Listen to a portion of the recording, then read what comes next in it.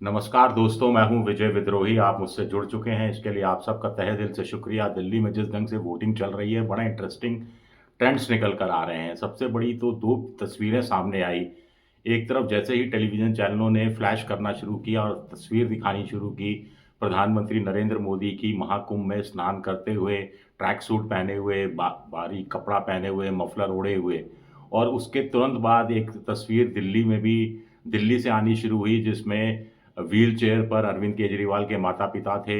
अरविंद केजरीवाल अपनी माताजी को संभाले हुए थे, उनका बेटा अपने दादाजी को संभाले हुए था, और केजरीवाल की पत्नी भी साथ साथ चल रही थी। तो एक परिवार साथ साथ चल रहा था, वोट देने जा रहा था। उधर एक प्रधानमंत्री महाकुंभ में डुबकी लगा रहे थे, उस महाकुंभ में जहां पर अभी भगदड़ से कुछ लोगों की मौत हुई थी, और मौत का आंकड़ा छुपाने का आरोप बीजेपी पर विपक्षी पार्टियां लगाती रही थी। तो ये चुनाव को इन्फ्लुएंस करने का अपने अंदाज में तरीका था। अब इससे मतदाता कितना इन्फ्लुएंस होगा, ये तो अब 8 तारीख को ही पता लगेगा। लेकिन जो मैं अलग-अलग चैनलों पर, अलग-अलग सोशल मीडिया पर लोगों की बात देख रहा था, लोगों के रिएक्शन देख रहा था, वो बड़े इंटरेस्टिंग थे। लोग रिएक्ट कर रहे थे अलग-अलग ढंग से। उससे बिल्कुल साफ लग रहा था कि जो केंद्रीय कर्मचारी कुल मिलाकर 100% करीब-करीब आप कह सकते हैं, नरेंद्र मोदी के पक्ष में या बीजेपी के पक्ष में वोट देते दिखाई दे रहे हैं। लेकिन जहां झुग्गी-झोंपड़ियों का सवाल आया, जहां मुस्लिम वोटों का सवाल आया, तो 90% से ज़्यादा लोग अरविंद केजरीवाल की तरफ झुकते दिखाई दिए। मिडिल क्लास की जहाँ तक बात है, मिडिल क्लास ज़रूर नाराज़ नज़र आया, और ये अरविंद केजरीवाल के प्रति नाराज़गी भी थी, महंगाई और बेरोज़गारी को लेकर मोदी सरकार के प्रति नाराज़गी भी नज़र आई उनकी बातों से। लेकिन सड़कें ठीक नहीं हैं, सीवर लाइन है, खराब है, बिजली, सड़क, पानी की प्रॉब्लम्स हैं, आधे अधूरे वादे पूरे हुए हैं, गरीब लोगों को बहुत ज़्यादा रियायतें दी जा रही हैं, मिडिल क्लास के लिए कुछ नहीं किया जा रहा, और मोदी जी ने देखिए कुछ करके दिखाया है।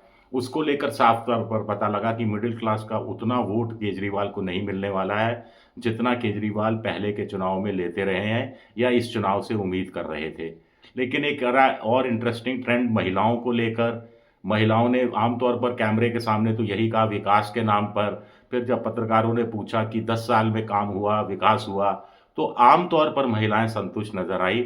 दो एक चीजें मुझे बड़ी इंटरेस्टिंग नजर आई। एक चैनल पर मैं देख रहा था, एक बुजुर्ग महिला से एक पत्रकारों ने पूछा कि आपको क्या चाहिए? तो पत्रकार, वो महिला बिहार की रहने वाली थी, भाषा से लग रहा था कि 2-2 लाख रुपया दे दो भाई, 2 लाख रुपया दे दो। तो इससे पता लगता है कि वोटरों की नज़र में पॉलिटिकल पार्टियां क्या वोट खरीदने की मशीन बनकर रह गई हैं, या वोटर को इसी रूप में समझ रही हैं। उस महिला ने तंज कसा, व्यंग कसा, सच्चाई बयान की, कहा नहीं जा सकता। एक जगह एक पत्रकार से एक ने कहा कि मैं तो सितार को वोट देकर आया। अब सितार किस पार्टी का चुनाव चिन्ह है मुझे तो नहीं मालूम। कोई इंडिविजुअल है, उसको पूछा क्यों, तो उसने कहा वो खूब सारे सिंबल थे, मुझे सितार पसंद आया, मैंने सितार पर बटन दबा दिया। तो ये भी अपने आप में इंटरेस्टिंग है। सुबह मतदान धीमी गति से शुरू हुआ, 9 बजे तक बड़ा सुस्त रफ्तार, 8 साढ़े 8%, 3 बजे तक बढ़कर 47-48% के आसपास पहुंचा। मोटे तौर पर माना जा रहा है कि एक तरफा चुनाव कहीं से दिखाई नहीं दे रहा, एक तरफा चुनाव ये कहीं से दिखाई नहीं दे रहा। ये टफ चुनाव दिखाई दे रहा है जिस ढंग से वोटिंग हुई है। दोपहर बाद दोनों पक्ष के लोग सक्रिय हुए हैं।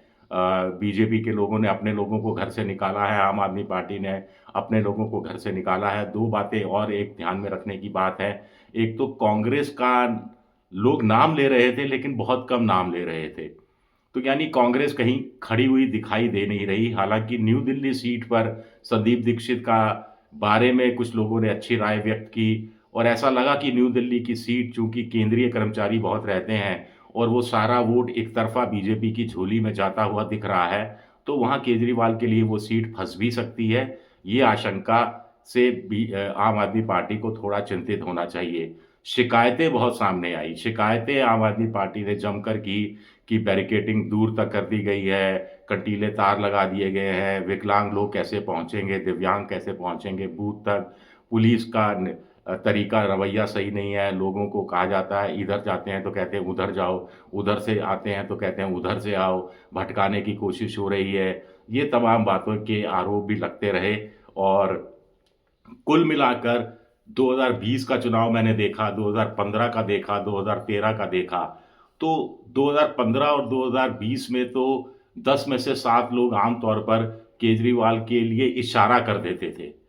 अब इस बार उतने लोग इशारा करते हुए दिखाई नहीं दिए, जो अब तक मैंने टीवी चैनलों पर और इधर-उधर सोशल मीडिया पर देखा। आप कह सकते हैं गोदी-मोदी मीडिया में जानबूझकर ऐसे लोगों को दिखाया जा रहा होगा जो अरविंद केजरीवाल का विरोध करें। लेकिन सोशल मीडिया, डिजिटल चैनलों पर जो अपने आप को निष्पक्ष कहते हैं, वहाँ पर भी जो लोग बात कर रहे थे, तो वो केजरीवाल से नाराज़गी साफ-साफ नज़र आ रही थी। बहुत खुश नज़र नहीं आ रहे थे। हालाँकि बहुत लोगों ने कहा कि अच्छा काम कर रहा है और कितना काम करेगा, धीरे-धीरे ही तो करेगा, धीरे-धीरे ही चीज़ें होंगी। लेकिन युवा वर्ग थोड़ा बेचैन नज़र आ रहा था। बदलाव, बदलाव शब्द मैंने पहली बार इतनी बड़ी संख्या में वोटरों के मुँह से सुना जितना पहले 2015-2020 में नहीं था। 2015 में तो बदलाव केजरीवाल के पक्ष में था, 2020 में तो कोई बदलाव शब्द का इस्तेमाल ही नहीं करता था। हर किसी को लगता था केजरीवाल अच्छा काम कर रहे हैं और आगे भी अच्छा काम करते रहेंगे। लेकिन दिन भर मैं जो आज सुबह से देख रहा था टीवी चैनल और डिजिटल चैनल, उसमें बदलाव, युवा पीढ़ी ने खास तौर से कहा बदलाव होना चाहिए। कुछ बुजुर्गों ने कहा बदलाव होना चाहिए। कुछ बुजुर्ग केजरीवाल की जो तीर्थ यात्रा की स्कीम है, दूसरी स्कीम है, उससे नाराज़ दिखे। कुछ लोग इस बात से भी नाराज़ दिखे कि केजरीवाल के लोग कार्यकर्ता ढंग से बात नहीं करते, दौड़ा देते हैं। थोड़ा रूठे हुए शब्दों में उन्होंने कहा कि बड़े एंटरटेन नहीं करते, हमारी सुनते नहीं हैं।